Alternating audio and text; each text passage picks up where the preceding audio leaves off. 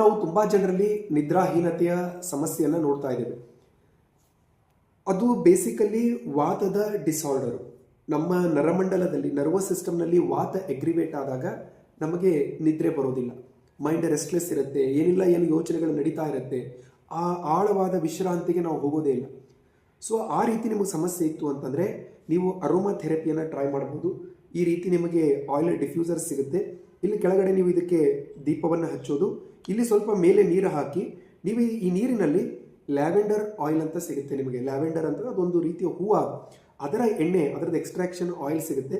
ಅದನ್ನು ಒಂದು 3-4 ಡ್ರಾಪ್ ಇದರಲ್ಲಿ ಹಾಕಿ ನೀವು ಮಲ್ಕೊಳ್ಳುವ ಕೋಣೆಯಲ್ಲಿ ಈ ದೀಪವನ್ನು ಹಚ್ಚಿ ಇಡೋದು.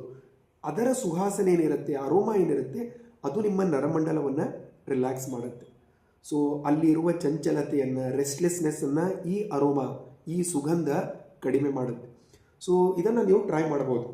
ಸೊ ಇದ್ರ ಜೊತೆ ನಿಮ್ಮ ದೇಹದಲ್ಲಿ ವಾತ ಎಗ್ರಿವೇಟ್ ಆದಾಗ ಆ ವಾತವನ್ನು ಬ್ಯಾಲೆನ್ಸ್ ಮಾಡ್ಕೊಳ್ಳೋಕ್ಕೆ ನನ್ನ ಆಹಾರ ಕ್ರಮ, ಜೀವನ ಶೈಲಿಯಲ್ಲಿ ನಾವು ಏನು ಬದಲಾವಣೆಯನ್ನು ತರ್ಕೊಳ್ಬೇಕು ಅಂತ ಅರ್ಥ ಮಾಡಿಕೊಂಡು ಒಂದು ಸುಧಾರಣೆಯನ್ನು, ಬ್ಯಾಲೆನ್ಸನ್ನು ನೀವು ತೊಗೊಂಡು ಬಂದಾಗ ಆ ನಿದ್ರಾಹೀನತೆಯ ಸಮಸ್ಯೆ ನ್ಯಾಚುರಲ್ ಆಗಿ ಕಡಿಮೆ ಆಗುತ್ತೆ. ಸೊ ಥೆರಪಿಗಳು ಏನು ಮಾಡುತ್ತೆ ಅಂತಂದರೆ ನಮಗೆ ಟೆಂಪ್ರವರಿ ರಿಲೀಫನ್ನು ಡೆಫಿನೆಟ್ಲಿ ಕೊಡುತ್ತೆ. ನೀವು ಇದನ್ನು ಟ್ರೈ ಮಾಡ್ಬೋದು.